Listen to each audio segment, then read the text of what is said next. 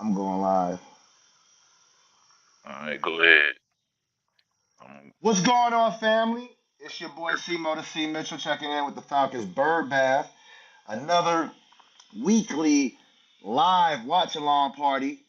We got the whole crew. Well, we ain't got the whole crew in here, but we definitely got the boy G Money up in here, and what up? What up? we getting ready for this 49ers versus Falcons game, man. Um, so just quick and first and foremost, everybody knows that Ray McCloud's not playing this game. He didn't play last game. Apparently, that was something that was going on with the a personal matter, as they call it. In the things that I've seen so far, it says that it's not necessarily a disciplinary thing. It's just a personal thing. I'm not sure how true that is. Raheem is definitely a player's coach, and so I wouldn't be surprised if he's trying to protect that player a little bit. And then also we have a couple of injuries that are going right now that Raheem and the Falcons uh, released just an hour before the game. Specifically, Jalen Walker won't be playing this game. Um, we won't have Billy Bowman again for this game. He was not necessarily on the injury report in the previous game, but he didn't play last week either. He was on the injury report as a limited participant, but was not specified early on that he wouldn't be playing. We know that we have Taekwon Graham coming back.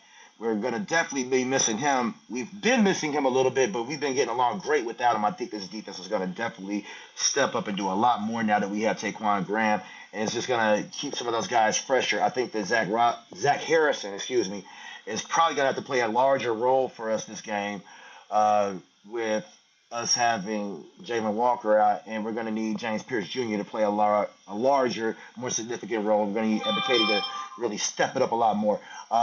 G Money, man, who else did we also have out? Did you said okay? Said Ray, Hmm. Billy Bowman, Jack Nelson, and Jalen Walker. Hmm. Those are the three that I saw on the list. Let me check my list just one more time because I don't want to be wrong with that one because that's important. So it's a possibility. I don't know how accurate this list is gonna hit. Yeah, okay.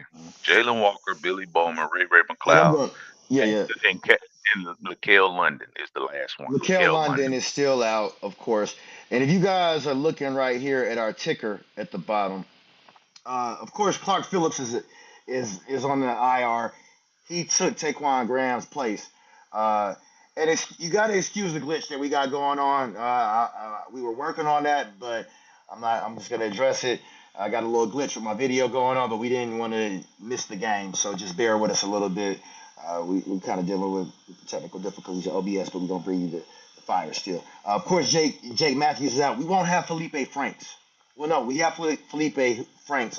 Excuse me, questionable, but it looks like he's still playing. Jordan Fuller is not playing, and that looks to be the main part of the list that we won't have out there playing. I believe that Leonard Floyd is also going to be playing. They did a really weird thing last week, like I said, when we were looking at this injury report, and that's where we gave you guys the report last week, was from this list right there on NFL.com from the NFL Pro formatting that they have on there. So uh, it didn't list Billy Bowman last week, but that said, I think we still got to keep pushing on. They're definitely going to have uh, Kittle back, and of course everybody knows they're without Fred Warner. Uh, Christian McCaffrey is going to be huge. It's going to be a huge task for us to make sure that we maintain. I think they're going to lean on him a lot. But without Fred Warner, I expect a heavy dosage of Bijan Robinson and Tyler Algier. As a matter of fact, I'm even thinking last minute I might maybe even switch over Tyler Algier into my slot uh,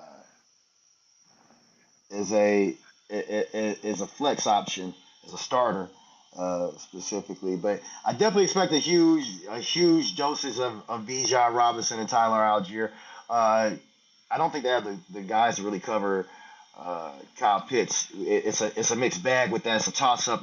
And even with Drake London, he could have a huge game or it could be whatever. What do you expect for this game, G Money? I think long as we come out and play our game today, I think we should be victorious. I'm just gonna be frank about it because of the simple fact that the questions are out there Right. on us as far as being the team that are the inconsistencies and stuff like that right there. And it's we always get right there.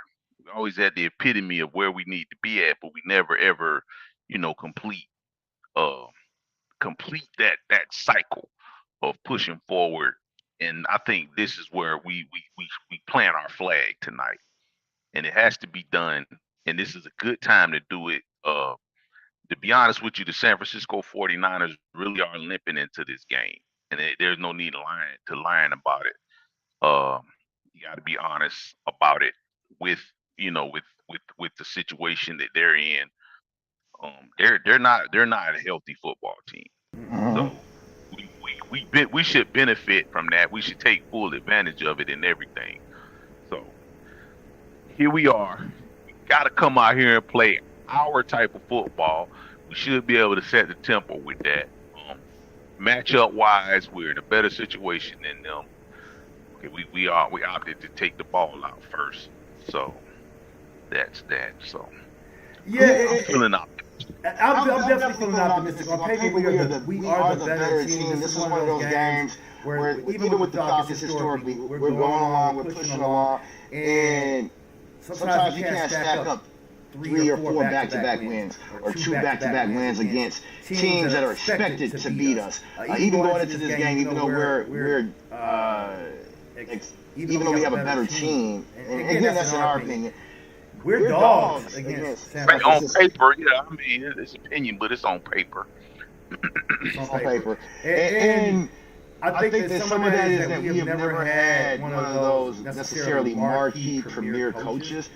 I I think that think that Raheem Raheem does does not get not get enough enough credit, credit though. though. He's one He's of one of those those guys guys that's that's been, been he's he's coached in coached in three three Super Super Bowls. Bowls, And and he's he's only only lost lost in in one of one of those. those.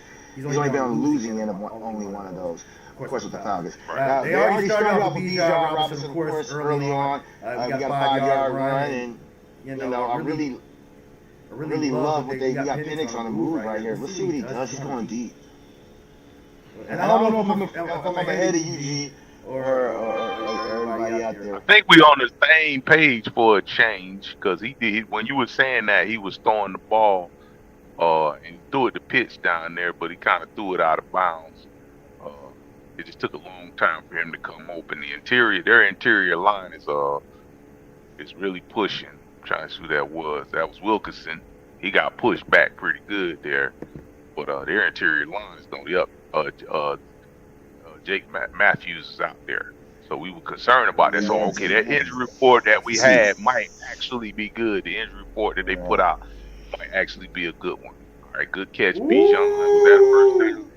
Hey, and Hey, and look, look, just to just to update you update you guys, guys, it it would would not not let let me me go go with with my, my it it would would not let not me let me switch switch to to Tyler Tyler Algier. Algier. I'm I'm stuck stuck with with Woody Woody Marks. Marks. So So hopefully hopefully tomorrow, tomorrow, the the Texans, Texans, he he has a has a huge huge game game for for them. them. And And I I was was even even thinking thinking about about switching switching over over to to Kyle Kyle Pitts Pitts on on my my fantasy fantasy football football team team this this game. game Because because this is this a is a game game that that Kyle Kyle Pitts Pitts could could even even have have 70 or 70 or 80 80 yards yards himself. himself. So, So you you know, know, we'll we'll see see what what happens. happens. We'll Right. We'll definitely definitely see see what what happens. happens. We definitely need to have just play consistent. Oh, Oh So man. I guess man, Wait, wait, what what is Bijan is? didn't get we We didn't didn't get get that that first first down. down. So what So is what is that, that like like an an inch, inch, a a half? I half? think so. Oh, That oh, was like so a it was like a millimeter if it's anything. man, it It was was about like maybe maybe a a yard. yard. So So would would you have you have went went with with it? it? Would you Would you went went ahead ahead and and pinned them pinned them back, or back, or would would you you went went for it for it early early on? on? I think I would have went on and kicked that based on field I position. I would have would have too. too. Well, Well, we Yeah, weren't because that bad. We we were at were the at the 40, 40, but but you you are are right. right That that we we were were on the on the opposite opposite side of side the of the 50. 50. So So yes, yes, on on our our side side of of the the 50. 50. anything can happen, and you have to say that to yourself out loud. As bad as you Absolutely. Absolutely. don't want to, if we were on the other side of the 50, I Definitely. probably Definitely. would have went. Definitely. But I I agree in agree with that with you. you. position, there's no need to give them a gimme. Like Hey, Hey, make them no drive the need. length of the field. Hey, you Hey, know you know what? what? And And I think I that think Falcons that fans should fans should appreciate appreciate this this type of type of thing. thing. Um, Um, from us. In past years, that was something that we might have made a mistake on.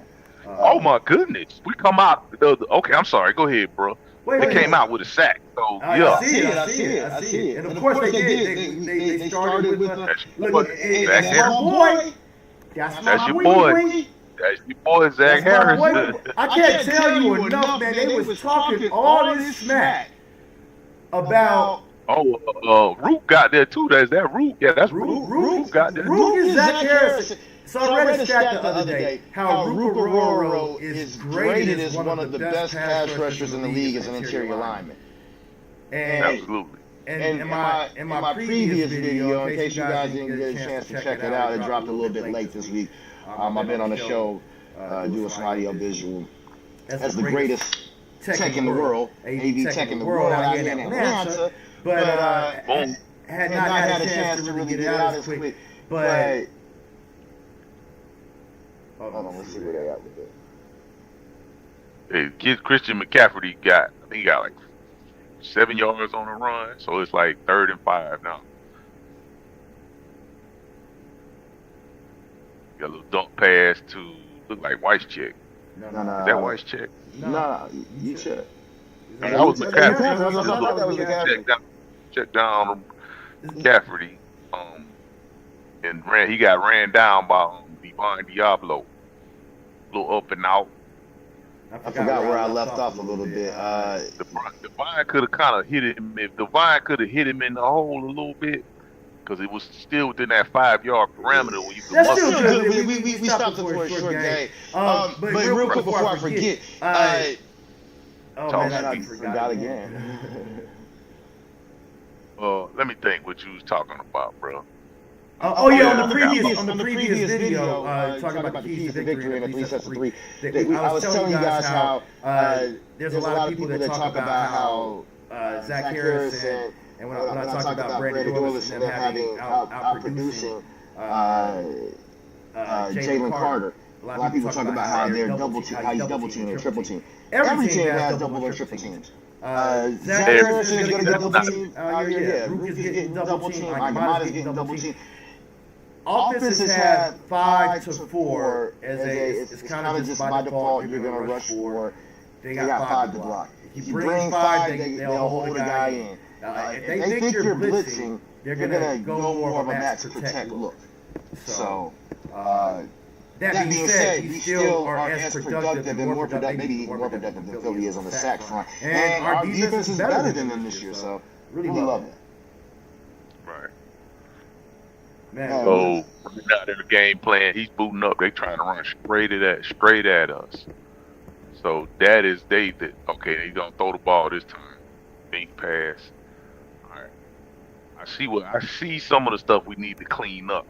It's simple stuff that we need to clean up because Shanahan ain't called. He don't look like he trying to open up no big timey stuff here. I see what he's kind of doing.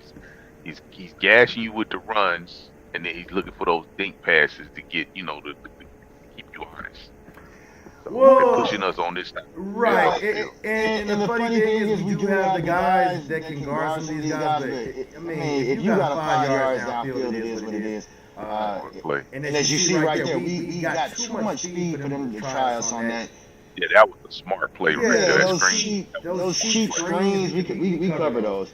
And that's what I really like about this Falcons team is that if you can make football become a one-on-one game, and that's what good coaches do. It doesn't matter if you're in zone coverage or man coverage. If you're running zone schemes with your run blocking, it all becomes can you defeat the one person in front of you or the 2 people in front of you or whatever you have. And good coaches are going to put their players in position. Oh yeah. Those one-on-ones. Those one-on-ones. So just like we did right there. That's key. That's what we did. They're not. I think what Shanahan's probably gonna try to do. He's gonna try to run straight at us like that. That's where they're kind of pushing us out the way in the middle. That's fine. I think he might do it as an ego thing, but they haven't been able to run great on anybody all year. I don't want to say that they haven't been able to. They've been giving Christian McCaffrey a lot of dink and dunk stuff.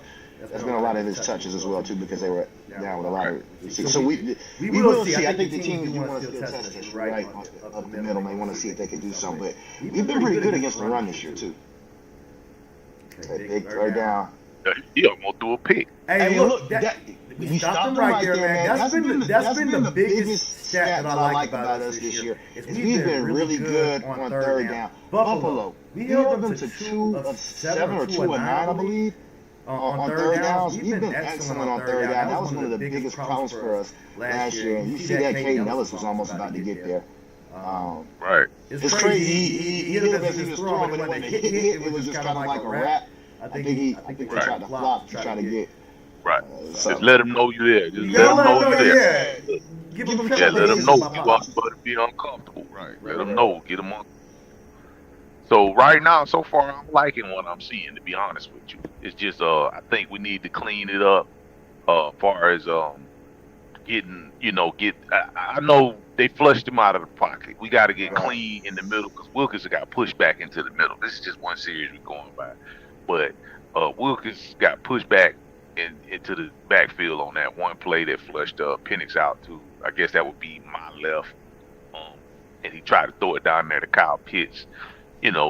Just conformity wise, they need to make sure that they understand that our quarterback's getting pressure. I got to come up the route, and we hadn't necessarily had to do that yet. But the time is coming where we need to grow, and we got to grow. We got to put those shoes on and tighten them up, make sure they fit. We got to grow into that real quick. Definitely. So this is gonna be a nice grow up night. This is gonna be a highly coached game. Honestly, tonight will be a highly coached game because you're gonna get that with a Shanahan. That's always the problem. It's never like you look at all the injuries they got, and they limping into this game, but he's gonna prepare his players. He's gonna prepare his players, and he's gonna put them in situations where they lose. Like sometimes Shanahan has a tendency to try to recreate the wheel, and that's always gonna be his Achilles. That's what got him in all his Super Bowls he's been in, and he always try to recreate the wheel when things ain't going exactly like he wants them to. So we hope we can get him out of his comfort zone tonight. Agreed. That's really what I like about even our chances in this game is that Shanahan definitely gets a little cocky sometimes, and I feel as though Raheem definitely knows he's played against this coach before. So, they were on staff when we went to the Super Bowl. That's what I'm saying. Speaking of Super Bowl, they were on staff. Yep. I already know. And circling back around, you're right, Raheem. If you just, because that was a different perspective that you added to it tonight that I really hadn't talked, kind of went over with myself, and that's the fact that he has been to 3 Super Bowls. He went to one in Tampa, one in LA, and one in Atlanta, and the only one that he's lost is the one in Atlanta. Right. I didn't think about that, and you are absolutely right. So you absolutely have to give this man his flowers at some point in time. You can say, I saw even on after the win, somebody said something. Raheem was in a presser. He was talking about, I want to say Bijan, and he was just giving Bijan all his accolades, saying things like he's the best player in football, blah blah blah. And then somebody actually said, he needs to learn how to call timeouts. And I'm like, man, are you seriously still hanging on to that Washington game? Washington game, right? Like, from last year. Like, come on, are you still talking about that? Right. Like, we can really seriously, at this point in time, we can move on from that. And shout out to the YouTube chat. Yeah, man, Georgia boy, man, in case you didn't know, you didn't see it earlier, Jake Matthews is playing this game. So that's huge for us. I think we can definitely push around this defense. They are without the best linebacker arguably in football in Fred Warner. And I showed some of those plays how Fred Warner can step out some of those screen plays. He's a good man. These dudes got 7 people on the line of scrimmage. I'm sorry. Go ahead, bro. You good, bro? You good? That's what we're here for. Hey, is that a catch? That was a catch. They had 7 people on the line. They are deaf scared of Bijan Robinson. They are, man. Is that Mooney? They are deaf scared of Bijan Robinson. I forgot to mention that. Yeah, Mooney's playing. Number 1 is Mooney. He is playing. I don't like these jerseys. My bad. Go ahead. Salah is deaf scared of Bijan getting off. He is stacking the line of scrimmage and everything. That's crazy. The pass will be there if he's gonna do that. But go ahead. What you was finna say? Well, no, I was saying I just don't like these. Oh my goodness! I knew this was coming because they're not gonna be. If he gonna stack, what are they call? Do they call it holding? It's backed by the quarterback. What is it, roughing the passer? Kyle Pitts, man. Holding. Who's holding? 71 is the new dude, Glenn. Yo, is this referee not the most noticeable, famous referee now that Ed Hockey Lee's retired? That black guy with the That's a big boy. That's a big dude. That's a big boy. Oh, okay. I see Wilkes got out of position, so he had to. Hey, man, go ahead and hold on that, brother. Don't let him get to our quarterback. Don't get the quarterback hit, man. Yeah, don't get my boy. He jumped out Not of that. position. Yeah. Come on, Wilkes. That's 2 on you, buddy. You gotta tighten up. You ain't been a liability, but this is a good defensive line, so you gonna have to gut check on this game for real. So he gonna have to really get it done tonight. All right, Bijan, chew him up. Let's see. Good stuff, And the great thing about Bijan is we just see right there, what was that, like a game of maybe 7 or 8? boy. That was about 7 or 8. And it didn't even look like it. He make it look so easy. He makes it look so effortless. So when you just turn around and hand the ball to Bijan, he gets chunk yards. It don't matter if you have a holding penalty or a penalty on first down, because it's like he just keeps your defense so honest. And I'm kind of like, man, whatever about the 10-yard holding call. I thought they only do 5 yards for holding now. Well, I guess it's at the spot of the foul, I believe. Oh, it's a spot foul. Holding. It's a spot. I think. I might be wrong about that. I might be wrong about that. Holding was 10 yards, right? And I think it's a certain type of holding that gets you. That was last year was 10, then it went to 5. But I think it's a certain type of holding. Like they broke it down. I don't know the new nuances of the new holding call, but that was like 10 yards because. All right, we 3rd and 3 now, and they just got 2 nice chunk plays. We should be able to get this is a tangible 3. This is a tangible 3rd down. This is a doable thing compared to where we were. You know the trippy thing about tonight when I was talking about fantasy football, the woman who I'm playing with. Nice. Good job. I should have went ahead and started Kyle Pitts. You know the. You didn't?